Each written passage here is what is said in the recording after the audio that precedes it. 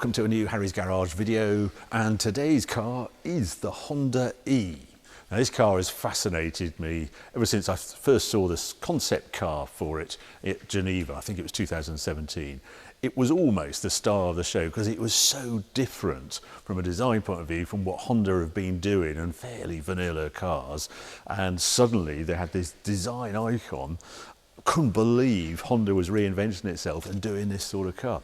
Yes, it was electric, and then it came out in 2020, and there was sort of slight confusion over it because it was super cute, but it wasn't quite class leading in a number of areas. So it was never going to win a group test, and yet I have friends who have these and they adore them because it's got some fabulous detail on it. So it's a car that appeals to the heart more than the head, but just look at it.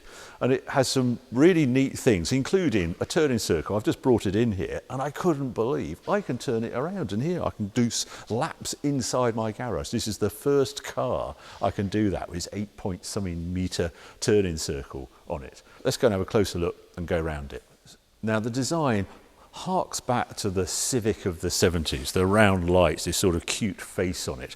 Obviously being electric, there's no need for any grills or anything at the front, but this is, I think, is the radar area. There's full of tech on here, cameras, etc., and this sort of blank screen. If I press this little thing here, oh, that is where you charge it. So you've got fast charging or regular charging on there. Just a neat little touch. And the other peculiarity of this, we'll have a look at it in a moment, this opens as well. Come round, and this car is the advanced version with 17-inch wheels on it. First shock when it arrived, it's on Michelin Pilot Sport tyres. What on earth is it on those for? Be aware, if you do choose the 17-inch wheels, 16 as standard, you lose 12 miles of range. And when you'll get to the range of this car, it's not a huge electric range. They quote around 125 for this, but you gain 12 miles if you go for the 16-inch wheel. They just said they wanted to cover up the disc. They didn't want to show that it has disc brakes all round. It's the first car I can think of that's designed, no, we mustn't show people it's got disc brakes. Other nice details, no wing mirrors. So when we're driving, we have cameras on either side. First car I've driven with that.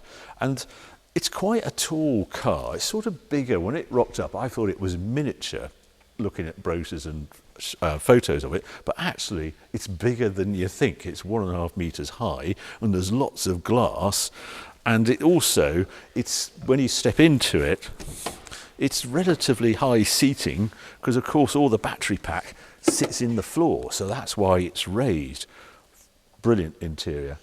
Just the materials you can see on here, it's sort of cloth and brown, and oh, the dash is full of screens right across. I'm going to show you that in more detail when we get outside. It's got, like a Tesla, you can get in and out of this car without the key, and just if you have the app on your phone, it will just recognize you and set, know your parameters of what you want. In the back, a bit of a sort of bench seat. It's got Isofix. We've actually been using it with Isofix in the back there, but the seats fold flat, so there's a degree of practicality to it, and against rivals like the Mini E, this is proper 4 doors. Not huge space in the back, but yeah, enough. Come round, very clean design again. There is grumblings generally because the boot isn't as big as you'd like it to be. I think the plus size, all the seats fold flat, etc. And you have to remember that this car is actually rear-wheel drive. There is a motor hiding under there, and all the electric seems to be up the front, but it is rear drive of a rear motor. Right, I'm going to quickly open the bonnet. Well, there you go, up on struts. I really wasn't expecting that to open up. It's not very pretty under there. I don't know what this is. I saw it, all the inverter and all the charging electronics, etc. It's amazing how much gubbins you actually need on an electric car. And if you come round here, you've got just a conventional battery. But my understanding, there's lots of systems on it, like the dash and the lights and etc., that you've got borrowed components with regular cars. You need a 12-volt battery to make it all work. The other thing about this car, it's quite expensive. They all seem to be expensive cars these days, but this one, as you see it here, is £37,545. That seems a huge amount, but extra on this car is this metallic paint, this white metallic paint, and the fact it's got 17-inch wheels instead of the 16-inch wheels does add up. It's about 34,000 if you were going to get the so-called base model, which matches about the price of a Mini E. Anyway, let's take it outside, go and have a look at that interior and see how it drives.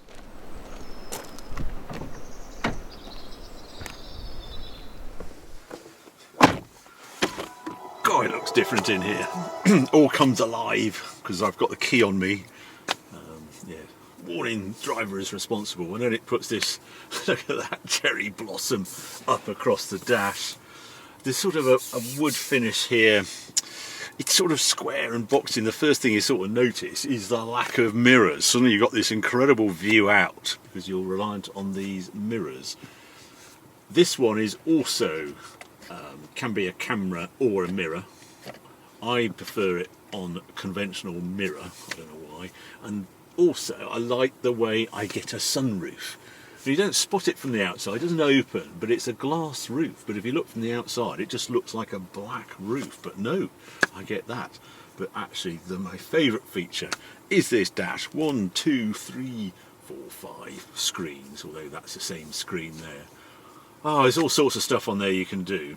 I'm not sure if the camera's going to pick this up, so I'm going to actually record this on my phone. If I go to all apps on here, and I go to aquarium, like that, and it changes to this scene. And the bit I didn't realise, and I have to thank Johnny Smith for this one, is I can feed the fish here. If I just touch that, that's feed. Look, they dash to it, so I can put 2 bits of food there. Oh, go on then. Who's going to get it? No, you missed that bit. And in they go. You're looking a bit hungry over there. So, yeah, hours of amusements to be had. Which is just mad. Anyway, I quite like that. I'm sorry, the little kid in me likes that. I also like that I've got a little sort of pouch there to put my phone in, and all sorts of ways of connecting, and even a regular UK plug with a 1500 watt capacity. Huge power. I'm told that it's because you're going to be waiting around at sort of charging points, charging this car away from home, so you can plug your laptop or whatever you want to do. But also, that's quite a lot of power, 1500 watts. Not an idea, a little pull out here. I've got a little cup holder there, etc. But yeah, a unique sort of environment. I absolutely love it in here. It's refreshing. Huge amount of glass, just like, yeah, great. So what I'm going to do, press drive and disappear off and go down my usual bits of road. Unfortunately, yeah, the aquarium is not allowed while you're driving.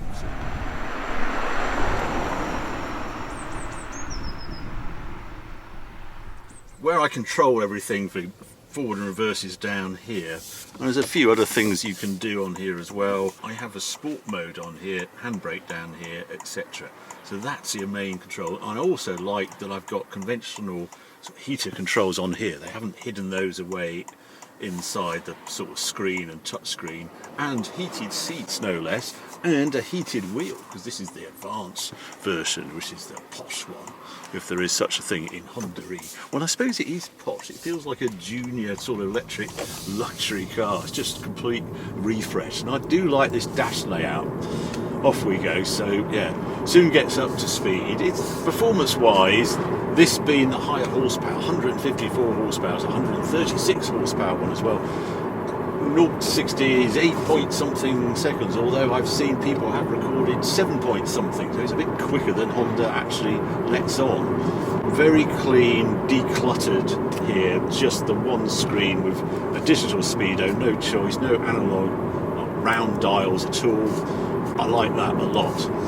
And noise wise, well, I did measure it, and it's around 70 decibels at 60 miles an hour, so that's all good. I like it also, ignore the range, it says 62 miles and we have 92% battery. Yesterday I was filming the Project 8 on our favourite bits of road, and we use this as the camera car because you'll see in a moment, it rides very well and it could sort of keep up in sport, so it wasn't a bad camera car. So that is not typical range on this thing, so that's what that's all about. But I like the way it's telling me if I did turn the fan down, I'd get an extra 7 miles of range. So when you're just on the cusp of not getting home on range, it will give you little hints of how you can increase the range on your car by turning the heater off, or I presume the heated seat. And I suppose where it's most useful, this car, is like going into Burford and trying to decide where I'm going to park in here. I've got this little tiny car, I should be able to park it anywhere. It's 1.75 metres wide, but you haven't got the sort of mirrors sticking out, so it is a relatively narrow car, but really only because of the mirrors. In here it's fairly spacious for what you think is this tiny little Japanese car. It's not like that at all. Quite plush sort of armchairy front seats, very generous in size. This sort of tweed trim, not nearly so generous at the back. This is a very much occasional four-seater, although it's got full-size doors. I have noticed though the mirrors, they have these camera mirrors, they're not exactly high def. So I'm using them, but when I'm reversing up the drive or I'm going into a parking spot, I just wish they had the definition of a regular mirror, which is great. It's high def, isn't it? It's not quite like that looking through these side mirrors, but I quite like the quirkiness and the Honda-ness of having them in the first place.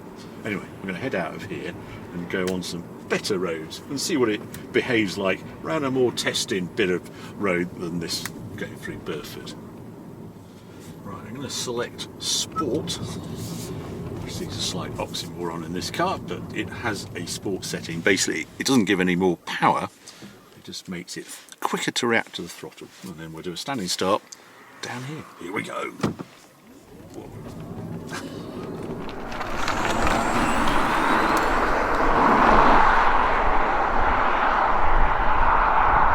There's only one gear in this gearbox, unlike the cars like the Taycan and stuff like that.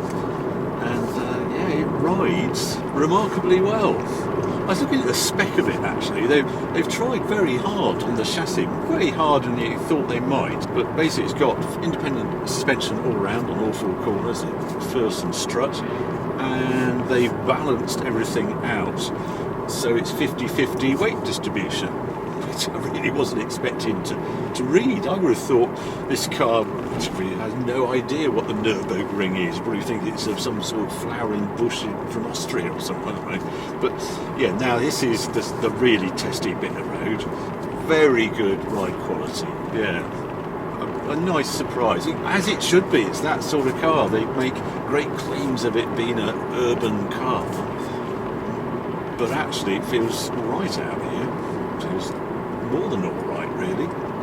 It was also like the Mini, wasn't it? I quite enjoy the dynamics of the Mini as well. That was sort of a feisty hot hatch feel, very much front wheel drive. You used to get that sort of torque steering through the wheels when you put it into sport on the Mini E and turn everything off. Not so in this, because it's rear drive, it feels very balanced, and there's no way I can see them turning anything off.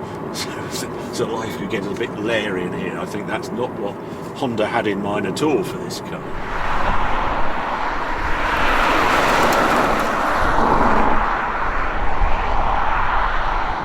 Right, try it over my normal bumper here, see what it does.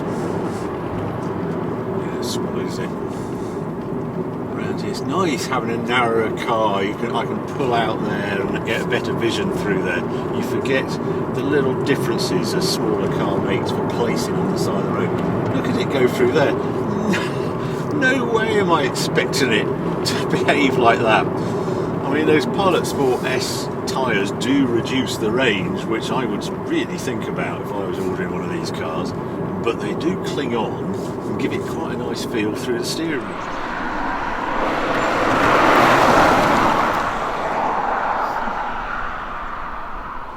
Well, likes and dislikes of this car. Well, one, I can't help but mention the range. The best I've seen is around 100 miles on a full battery, and it's a 35 kilowatt-hour battery. That is actually slightly bigger than the Mini, and that claims a better range than this. And also you've got cars like the Renault Zoe, they've got 55 kilowatt hour batteries and they're cheaper than this. So it's such a shame that it is compromised by the battery size and its range. It's relatively efficient. I'm getting over 3 miles per kilowatt, so that's good. Just wish it came with a slightly bigger battery. And just moving on for that, it's such a fresh design and glorious for Honda.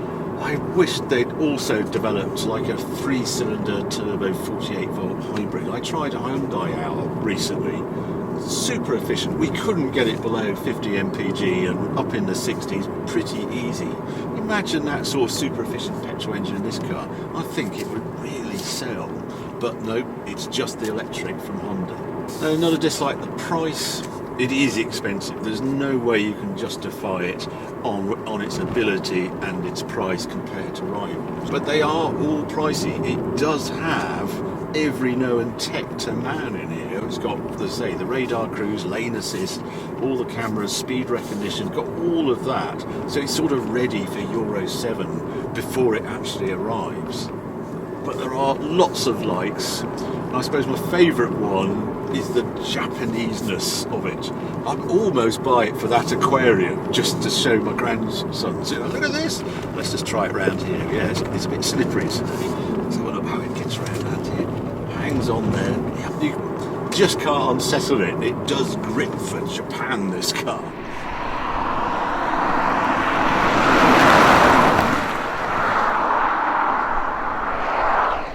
The way it's thought out as a place to be, it's a happy place. I get in and I smile and I just relish all of this and the visibility and what it is.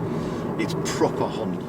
And then I get out and look at it and I'm even more pleased because it's such a fresh design. It's interesting that Honda and Sony have got together to develop future electric models. This looks like the product of a Honda-Sony marriage before that even happened. And just the ease to live with. It's a smile car.